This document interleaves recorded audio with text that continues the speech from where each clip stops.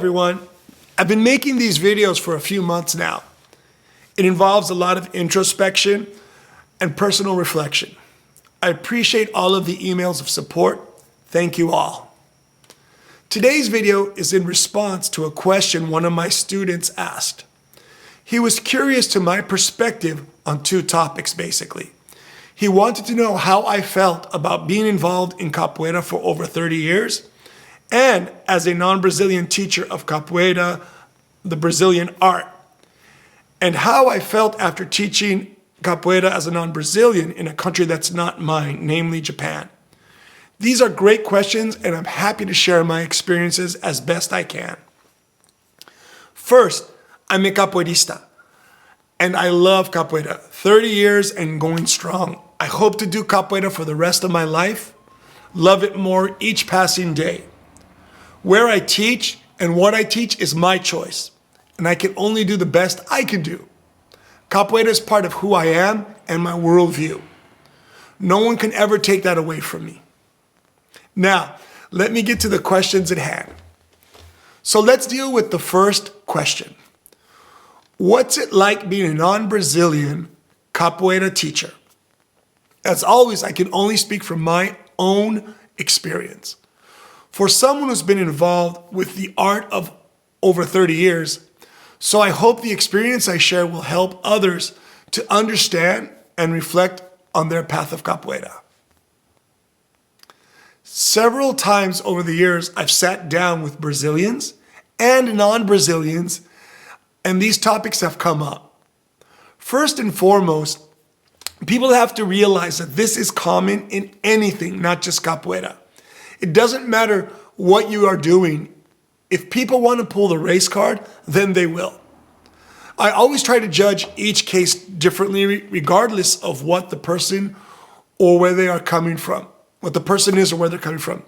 As a non-Brazilian capoeira mestre, I can easily say that yes, I have felt racism from both Brazilian and non-Brazilian capoeiras over the year for teaching capoeira. It's everywhere. However, I can't talk about how other people feel. I can only express my own understanding of what I do and my life. Here's a little story. Years ago, when I was still living in the States doing my master's at San Diego State University, I would visit a non-Brazilian friend in Seattle and help him with his group, capoeira group, right? He would spend long hours talking about teaching capoeira as a non-Brazilian. It always shocked me because he would constantly complain about the racism in capoeira coming from Brazilians. Fair enough. But I also feel I saw a lot of this was a way of maintaining cultural power. People were constantly trying to own capoeira, saying this was authentic capoeira and that wasn't. Most of the times when someone would move into a new location that already had capoeira, they would advertise their capoeira as authentic capoeira. I wish I would have held on to some of these flyers from back in the day. So, after a few years of visiting this friend and trying to support him as best I could, he finally decided to quit capoeira, and he blamed it on racism in capoeira. I think to myself, here I am now, more than 20 years after he quit. What if I followed the same thinking? I feel lucky that early on I knew that this type of thinking is self-defeating and that I never gave into it. I remember seeing the race card played with non-Brazilians, but also I saw discrimination within the Brazilian side. This is not just because we're non-Brazilians, but within the group. I've seen it used towards each other. For example, you're from Bahia, you're from Sao Paulo, and this is actually just a cycle of behavior. It's a way of making excuses or keeping power. You choose to be a part of it or not. If you don't like it, walk away. Don't get involved. At the end of the day, it's your choice. And these types of things are going to happen. How you let them affect you is up to you. Second question, what's it like teaching capoeira in a country that's not your own?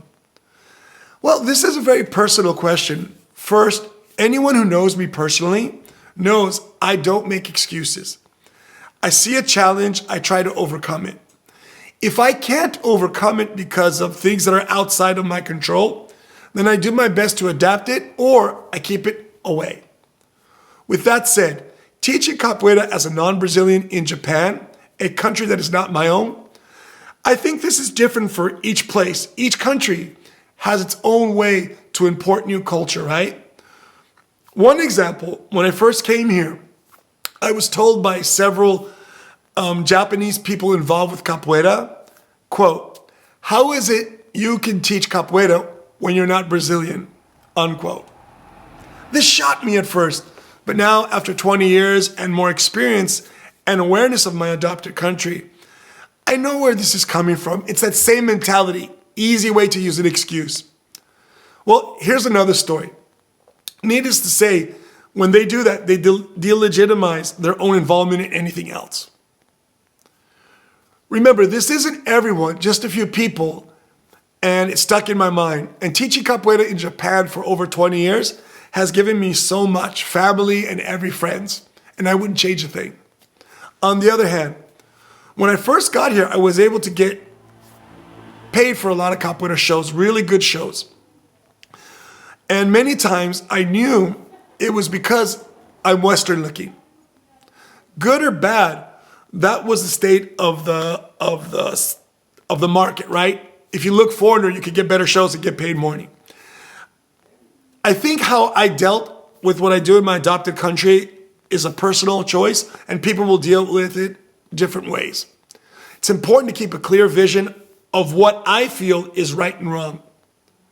Capoeira is the very definition of freedom. I don't believe discrimination is part of capoeira.